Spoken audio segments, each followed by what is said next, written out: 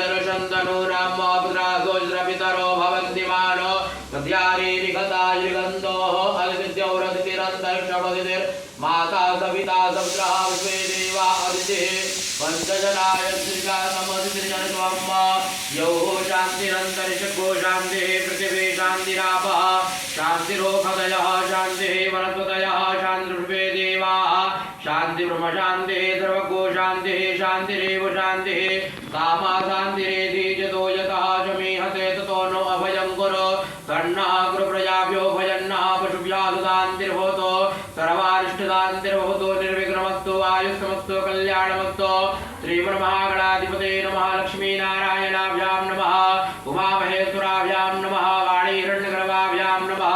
सचीपुरन्दराभ्यां नमः मातापितृगणकमलेभ्यो नमः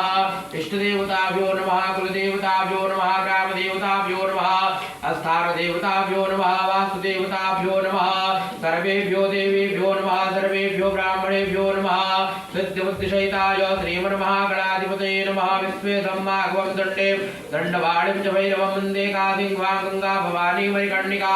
वक्रतुण्डा महाकाय कोटिसूर्या समप्रभा निर्विघ्नं कुरु मे देवा सर्वकार्ये सर्वदा विनायकं गुरुं बालं ब्रह्म विष्णु महेश्वरा सरस्वती प्रपन्यादौ सर्वकामार्थसिद्धये सिद्धिबुद्धिसहिताय श्रीमन्महागणाधिपतये नमः संकल्पः